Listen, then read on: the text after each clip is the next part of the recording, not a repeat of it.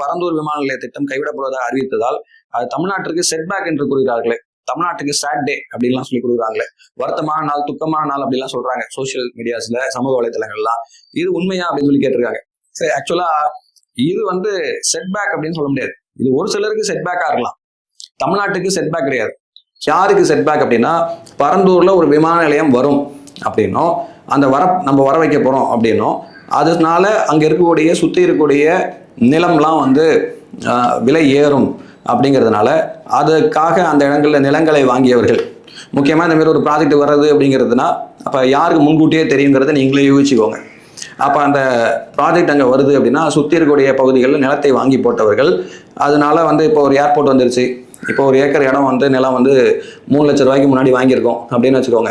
Airport வந்துருச்சு, அது சுற்று வட்டார இருக்கிற பகுதிகளில் மார்க்கெட் வேலை என்ன ஆகும் அப்படின்றது கண்டிப்பாக இன்க்ரீஸ் ஆகும்.